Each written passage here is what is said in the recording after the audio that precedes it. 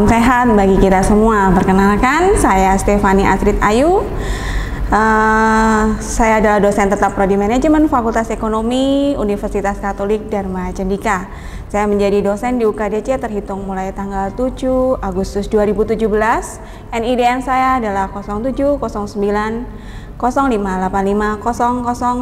003. Selanjutnya dalam kesempatan ini perkenankan saya menyajikan video untuk memenuhi syarat penilaian pernyataan diri dosen dalam unjuk kerja Tridharma Perguruan Tinggi atau PDD UKT-PT bidang pengajaran sebagai syarat sertifikasi dosen tahun 2023. Di Prodi Manajemen saya bertugas mengampu beberapa mata kuliah yang telah disesuaikan dengan bidang keilmuan saya, yaitu bidang pemasaran.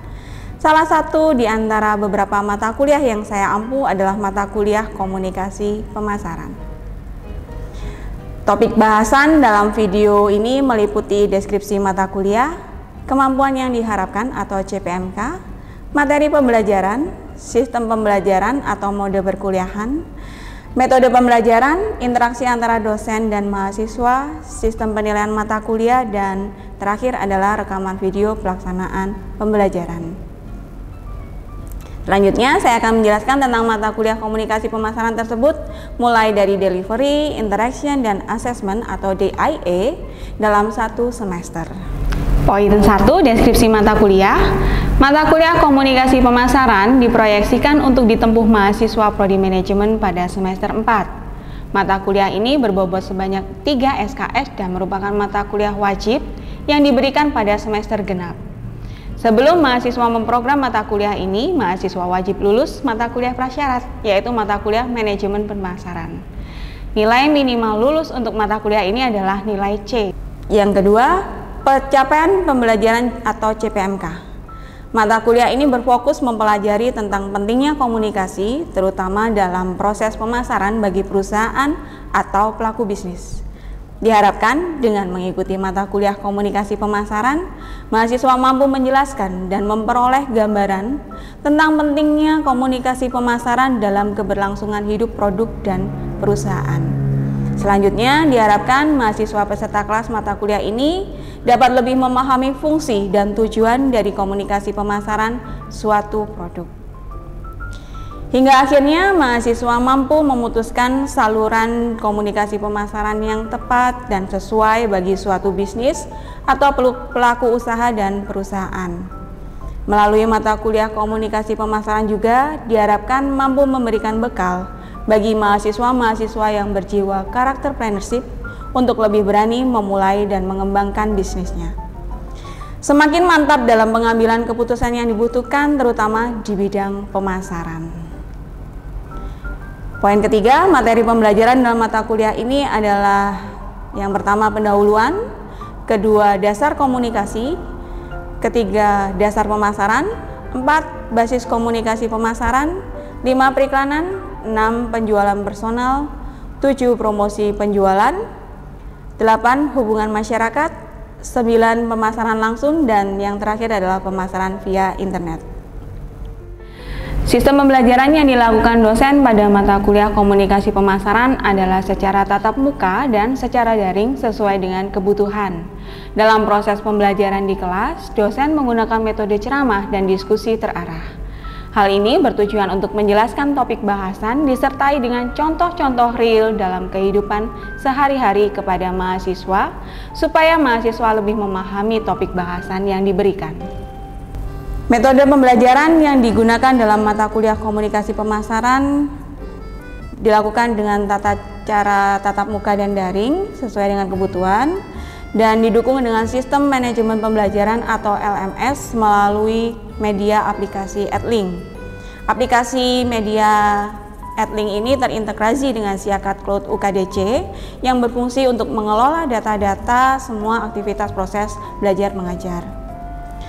Sistem bisnis pada Edlink ini menyerupai sistem pembelajaran Google Classroom pada umumnya. Kelebihannya, sistem Edlink merupakan sistem learning management system yang terintegrasi dengan Spada Indonesia. Sebelum memulai perkuliahan, biasanya dosen akan memastikan bahwa semua jadwal perkuliahan dalam mata kuliah komunikasi pemasaran ini sesuai. Jadwal perkuliahan tersebut akan terintegrasi dengan fitur Syakat Mahasiswa.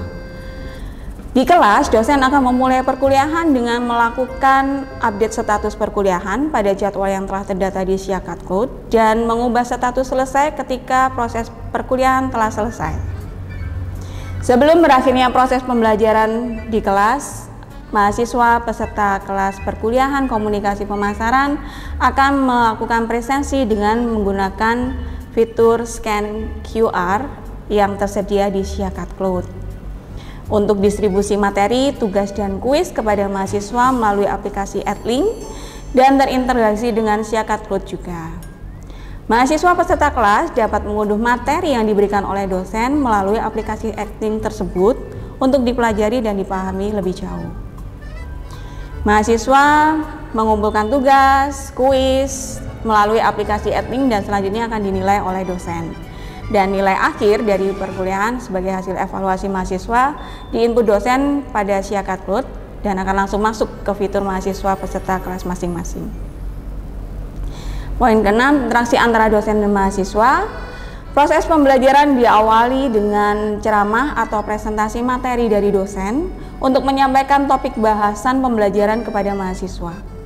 Dalam proses pembelajaran di kelas maupun secara daring sesuai dengan kebutuhan, dosen memberikan kesempatan bagi para mahasiswa peserta kelas untuk secara aktif bertanya dan mengajukan bahan diskusi, serta kemudian dibahas serta didiskusikan bersama-sama di kelas. Dalam periode pembelajaran akan dilakukan penilaian kepada mahasiswa, menilai poin partisipasi, tugas, kuis, dan ujian. Setelah sesi UTS, diberikan tugas kelompok dan mempresentasikan hasil kerja kelompok tersebut di kelas. Selanjutnya melakukan diskusi terarah bersama dengan anggota peserta kelas yang lain. Poin ke-7 adalah sistem dan penilaian mata kuliah.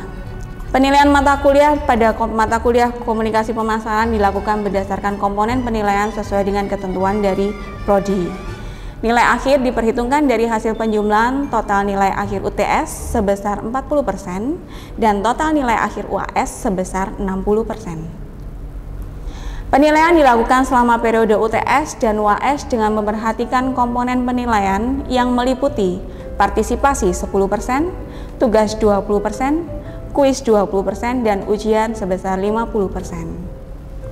Demikian penjelasan saya terkait mata kuliah komunikasi pemasaran yang saya ampu, dan selanjutnya saya akan menampilkan video rekaman proses pembelajaran saya di kelas.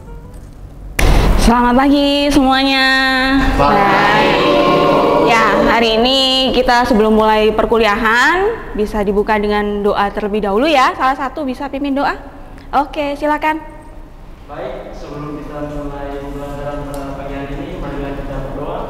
Doa yang saya pimpin secara Katolik. Dalam nama Bapa dan Putra dan Roh Kudus. Amin. Selamat pagi ya Bapa, kami sangat berterima kasih atas penyertaan dan perlindungan-Mu selama hari-hari yang kami sudah lewati, sehingga pada pagi hari ini kami dapat berkumpul kembali dalam kelas ini untuk memulai pembelajaran pada pagi hari ini. Semoga pembelajaran pada pagi hari ini dapat berjalan dengan lancar sesuai dengan kehendak-Mu. Semoga Engkau selalu melindungi Bu Astrid yang akan memimpin pada pembelajaran pada pagi hari ini. Demi Kristus Tuhan dan pengantara kami. Amin. Dalam nama Bapa dan Putra dan Roh Kudus. Amin. Terima kasih. Oke. Minggu lalu kita sudah bahas tentang RTS dan pendahuluan, begitu ya. Nah, minggu ini kita masuk ke bab 2, kita bahas tentang konsep pemasaran. Ada yang tahu kira-kira, kita flashback dulu ya, minggu lalu pemasaran itu apa sih? Pemasaran adalah salah satu cara berkomunikasi dari perusahaan kepada konsumen, begitu ya. Itu perlu dipahami terus secara berkelanjutan. Nah, berikutnya ini ada pengertian pemasaran secara umum. Pemasaran adalah aktivitas dan proses menciptakan, mengkomunikasikan, menyampaikan, dan mempertukarkan tawaran yang bernilai bagi pelanggan, klien, mitra, dan masyarakat umum. Jadi, kalau misalnya ada perusahaan tapi mereka tidak melakukan pemasaran, ya bagaimana masyarakat umum itu bisa mengetahui produk yang dihasilkan dari perusahaan tersebut. Ada perusahaannya, ada produknya, tapi produknya tidak dipasarkan. Bagaimana masyarakat bisa tahu ada produk tersebut, gitu ya? Kemudian pemasaran dimulai dengan pemenuhan kebutuhan manusia, yang kemudian bertumbuh menjadi keinginan manusia. Berawal dari needs and wants. Kalau misalnya saya butuh makan, berarti harus ada penjual nasi. Kalau misalnya saya butuh pakaian, berarti harus ada penjual baju, begitu ya. Nah, kalau misalnya tidak ada kebutuhan manusia, ya pasti tidak ada perusahaan. Nah, kemudian kebutuhan manusia yang kemudian bertumbuh menjadi keinginan manusia. Awalnya kita makan nasi cukup nggak? Cukup kan? Tapi semakin kesini semakin banyak variasi makanan, ya kan? Ada yang kepengen makan ramen, nah ada yang kepengen makan sushi. Nah itu kan juga termasuk dalam keinginan atau kemauan dari manusia. Perusahaan harus bisa memproyeksikan keinginan dari ke konsumen kepada produk yang dihasilkan, begitu. Selanjutnya, dalam melakukan promosi, perusahaan akan menargetkan orang-orang yang sesuai dengan produk yang dipasarkan. Kalau misalnya itu produknya makanan bayi, kita nggak mungkin akan meminta seorang artis yang fashionable mempromosikan makanan bayi. Nggak cocok ya kan? Nah, kemudian misalnya ini produknya sabun cuci pakaian. Ternyata yang dijadikan model adalah seorang anak balita. Kebalikannya yang tadi ya, juga nggak cocok.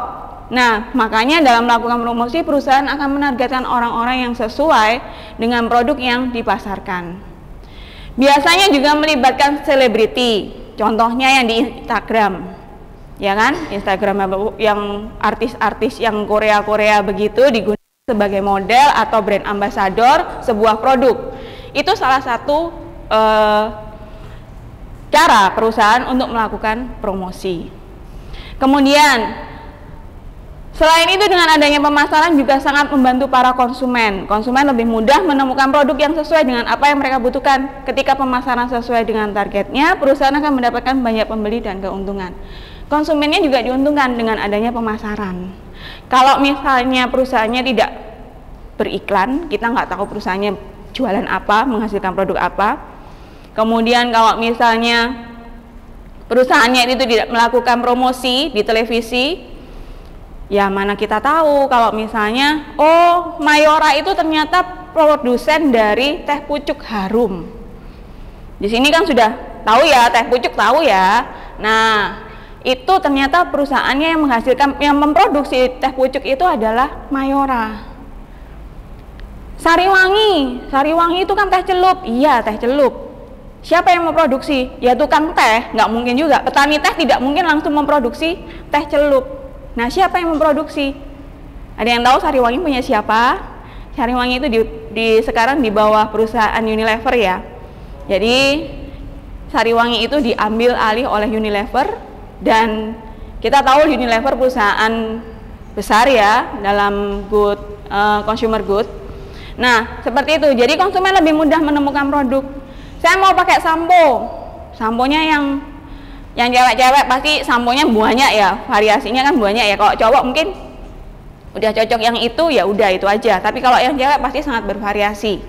Nah, ketika perusahaan tidak melakukan iklan atau promosi, bagaimana kita tahu kalau ada varian sampo itu banyak? Nggak mungkin kan? Nah, begitu. Bisa dipahami ya? Oke, lanjut lagi. Manajemen pemasaran adalah proses penetapan tujuan-tujuan pemasaran bagi suatu organisasi, perencanaan dan pelaksanaan aktivitas untuk memenuhi tujuan-tujuan tersebut dan mengukur kemajuan ke arah pencapaiannya. Kalau misalnya kita dalam memasarkan sebuah produk, kemudian kita tidak melakukan manajemen pemasaran, ya targetnya bisa jadi tidak terpenuhi, begitu. Seperti fungsi dari manajemen sendiri, manajemen adalah sebuah tata kelola ya, bagaimana kita mengelola sebuah pemasaran, berarti kalau manajemen pemasaran. Nah, kalau misalnya tidak dikelola gimana Bu? Ya bisa jadi targetnya tidak terpenuhi. Kemudian, kalau misalnya kita tidak mengelola atau memanage pemasarannya, bisa tidak memperkirakan strategi apa yang cocok digunakan untuk melakukan pemasaran. Gak mungkin kan? Kita harus mempelajari itu. Begitu. Selanjutnya, Ini ada pendapat ahli tentang manajemen pemasaran, mungkin bisa bantu baca. Manulang dan Huta Barat. Manulang dan Huta Barat 2016.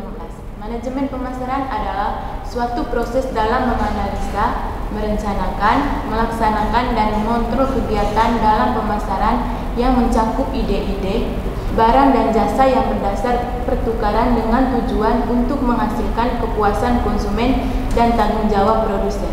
Nah, jadi dari menurut Manulang dan Huta Barat, manajemen pemasaran adalah suatu proses dalam menganalisa, bukan hanya sekedar merangkai susunan perencanaan, tapi juga melakukan analisa, merencanakan, melaksanakan, dan mengontrol. Setelah dilaksanakan, strategi pemasarannya juga harus dianalisa dan dikontrol sejauh mana strategi tersebut sudah sesuai dan tepat guna. Lalu yang Kotler dan Keller bisa dibantu baca? Menurut Kotler dan Keller, yang pertama, manajemen pemasaran diartikan sebagai seni dan ilmu memilih pasar sasaran dan meraih, mempertahankan serta menumbuhkan pelanggan dengan menciptakan, menghantarkan, dan mengkomunikasikan nilai pelanggan yang unggul. Yang kedua, manajemen pemasaran adalah suatu proses yang dilakukan untuk menganalisis, merencanakan, mengkoordinasikan program-program yang menguntungkan perusahaan, dan juga dapat diartikan sebagai ilmu memilih pangsa pasar supaya dapat menciptakan nilai pelanggan yang unggul. Oke, kalau menurut Kotler dan Keller ada dua pengertiannya ya. Manajemen pemasaran diartikan sebagai seni dan ilmu. Namanya seni itu berarti ada, kalau kita tahu kalau orang melukis itu kan ada kuas-kuasnya itu kan berbeda ya dari satu pelukis dengan pelukis yang lain. Nah, demikian juga hanya dengan manajemen pemasaran. Antara perusahaan yang satu dan perusahaan yang lain itu juga akan berbeda. Karena mereka mempunyai strategi pemasaran masing-masing. Pemasaran susu bayi tidak akan mungkin sama dengan pemasaran susu untuk orang tua. Ya, kalau susu bayi ya pasti gambarnya yang lucu-lucu, yang imut-imut gitu. Kalau orang tua dikasih gambar imut-imut ya orang tuanya nggak mau beli, ya kan? Nggak matching. Nanti malah dianggapnya tulangnya, wah nanti tulangku mengkerut seperti tulang bayi. Nah, seperti itu ya. Berikutnya ada konsep inti dari pemasaran. Di sini ada 7 konsep inti pemasaran. Ada market pasar, ada yang pertama needs ya, kita lihatnya dari yang sini ya. Needs, want, demands, product, exchange, transaction, dan market. Di tengahnya ada marketing. Nah, needs ya kita tahu, tadi di awal sudah Ibu bahas, kebutuhannya apa, kita perlu makan nasi, kita perlu pakaian, kita perlu rumah gitu ya. Kemudian keinginannya apa? Sekedar nasi tidak cukup, beralih ke ramen, beralih ke mungkin yang penggemar singkong rebus juga ada ya kan. Kemudian permintaannya seperti apa, lalu produknya ya kita sesuaikan dengan produk yang diinginkan oleh pasar. Ada pertukaran di sana dan kemudian terjadi yang namanya transaksi, dan itu dilakukan semua ada di market. Begitu. Berikutnya orientasi pemasaran. Ada konsep produksi, ada konsep produk, ada konsep penjualan, yang kesemuanya ini merupakan merupakan bagian dari orientasi pemasaran. Konsep produk, perusahaan harus tahu bagaimana caranya membuat produk yang diminati oleh masyarakat. Konsep produksi, kita harus bisa pahami bagaimana alur produksi yang bisa dipersiapkan untuk menghasilkan sebuah produk. Dan ada konsep penjualan, bagaimana kita harus menjual produk tersebut ke masyarakat. Dan berikutnya adalah konsep pemasaran yang harus kita rencanakan dengan baik supaya pemasaran tersebut bisa tepat sasaran. Dan yang terakhir adalah konsep pemasaran berorientasi masyarakat seperti yang tadi sudah dicontohkan ya. Berikutnya adalah bauran dari pemasaran. Anak-anak pemasaran pasti udah hafal ya bauran pemasaran itu apa aja. Ada 4P. Nah, ada produk, yang pertama kan produk, habis itu ada place, promotion, dan price. Kemudian kita harus tentukan target marketnya siapa nih. Nah, itu yang harus dipegang teguh oleh anak pemasaran gitu. Berikutnya adalah uraian dari marketing mix. produk, ya kita tahulah produk seperti pada umumnya ada gula, ada kopi, ada baju, ada sepatu, macam-macam ya. Kemudian produk adalah segala sesuatu yang dapat ditawarkan produsen untuk diperhatikan, diminta, dicari, dibeli, digunakan atau dikonsumsi pasar sebagai pemenuhan kebutuhan yang merupakan keinginan pasar. Kalau misalnya kita nggak butuh baju, ya pasti tidak ada perusahaan baju. Kalau kita nggak butuh sepatu, ya tidak ada perusahaan yang memproduksi sepatu. Ya. Selanjutnya adalah place atau tempat, lokasi fisik tempat berjalannya bisnis atau kanal distribusi untuk mencapai target pasar. Nggak mungkin juga kalau jualan tapi tidak ada tokonya. Mungkin Bu penjualan online, oh iya, tapi kan mereka juga tetap punya marketplace, ya kan? Punya toko online-nya, punya all shop-nya. Ya itu toko place-nya berarti berupa apa? Ya all shop itu tadi. Tidak berbentuk gedung, tidak berwujud bangunan, tapi ada tokonya. Kemudian selanjutnya adalah price atau harga, adalah biaya yang harus konsumen keluarkan untuk mendapatkan produk yang perusahaan tawarkan. Dan di sini konsumen berhak memilih. Kalian mau beli barangnya yang harganya ramah di kantong atau yang high class. Oh, aku mau HP-nya yang iPhone. Ya udah, berarti harus siap dengan dana yang besar. Tapi kalau misalnya udahlah aku pakai HP-nya yang biasa-biasa aja, beli Samsung. Samsung aja udah mahal ya, apalagi iPhone. Nah, seperti itu. Kemudian berikutnya adalah promotion atau promosi, adalah aktivitas yang dilakukan untuk mengenalkan suatu barang atau jasa hingga bisa menarik minat pembeli. Dulu orang beriklan itu hanya ada di televisi dan radio. Sekarang banyak sekali ya, ada di Instagram, ada di YouTube, kemudian ada di Facebook. Kalau yang masih sering ngikutin Facebook, kemudian nggak cuman itu aja, ada brosur juga ya, sarana promosi. Kemudian yang berikutnya adalah target market. Target pasar adalah suatu kelompok konsumen yang menjadi sasaran pendekatan perusahaan untuk membeli produk yang dijual. Singkatnya, target pasar adalah kelompok yang akan dilayani sebagai konsumen. Jadi kita tahu sasarannya siapa. Sepatu basket dipasarkan ke grup sepak bola, laku nggak? Nggak laku kan? Nah, kemudian kalau misalnya orang-orang yang sudah terbiasa pakai baju branded, nah pastinya mereka juga akan mencari branded yang sama, ya kan? Aku udah biasa pakainya Nevada terus, nggak mau yang lain. Nah, seperti itu. Jadi ada target pasarnya. Siapa yang dituju?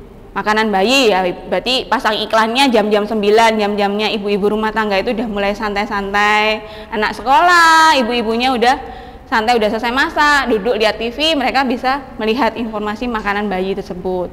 Akhirnya oh iya, dapat informasi makanan itu mengandung vitamin A dan seterusnya dan seterusnya. Coba deh. Nah, seperti itu tujuannya. Berikutnya adalah segmentasi. Dasar segmentasi ada geografis, demografis, psikografis, dan perilaku. Nah, kalau geografis ya tahulah, berarti kan kaitannya sama lokasi, begitu. Lalu demografis kaitannya dengan usia, jenis kelamin, kemudian bisa juga style. Ada ya anak yang konsumen yang stylenya itu kalem, ada yang modelnya kayak koboi. Nah, itu juga merupakan dasar segmentasi. Kemudian psikografis meliputi kelas sosial, gaya hidup, dan kepribadian. Kelas sosialnya menengah ke atas, ya berarti nggak mau temenan sama yang kelas menengah ke bawah, tapi jangan ditiru ya. Kemudian ada kepribadian. Orangnya itu ceria, berarti mereka suka menggunakan atau memakai barang-barang yang kesannya itu colorful. Kalau yang kalem biasanya tone warnanya yang kalem-kalem. Makanya kemarin sempat muncul gadis bumi, cewek bumi. Nah, kayak gitu-gitu tuh loh. Itu termasuk dalam dasar segmentasi. Kemudian perilaku, ada situasi, manfaat, status pengguna, dan tingkat pengguna. Perilaku itu juga menjadi salah satu dasar segmentasi karena kita tahu konsumen itu nggak mungkin sama, seleranya nggak mungkin sama. Saya dengan Anda juga pasti nggak sama. Saya suka rambutnya yang agak curly-curly, tapi kalau Anda misalnya suka rambutnya kurus, nah itu termasuk dalam perilaku. Mau ke kampus, dilurusin dulu. Mau berangkat ke kerja, di curly dulu rambutnya. Nah itu perilaku, begitu. Bisa dipahami ya? Oke. Itu tadi terkait dengan orientasi pemasaran. Sampai di sini ada yang mau ditanyakan? Oke, Cika, silakan. Bagaimana contoh pemasaran berorientasi masyarakat? Baik, contohnya pertanyaan dari Cika adalah bagaimana contoh dari pemasaran berorientasi masyarakat. Kalian tahu Aqua?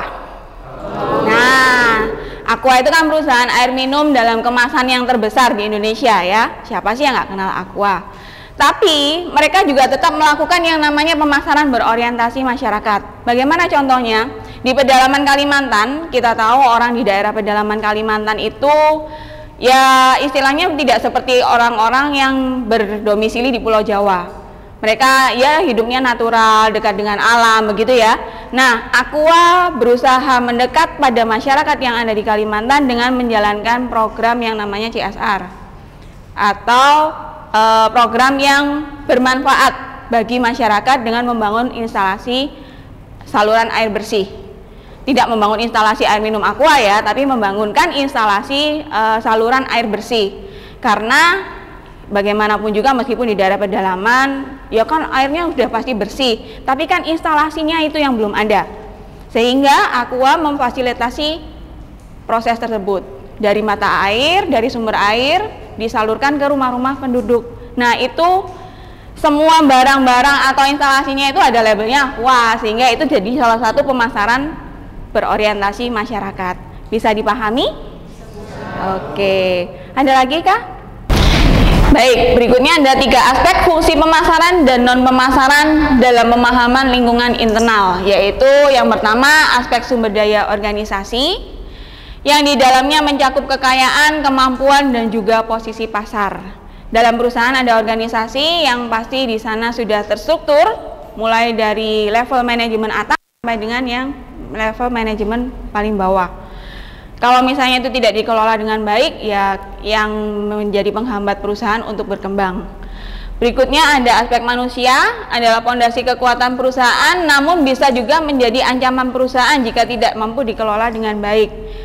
Kok bisa SDM-nya? Ya seperti kita ketahui bersama, beberapa perusahaan memiliki buruh yang hampir setiap tahun melakukan yang namanya demo. Nah kalau misalnya perusahaan tidak bisa memfasilitasi dengan baik, memetakan kembali, ya proses produksi akan terhenti.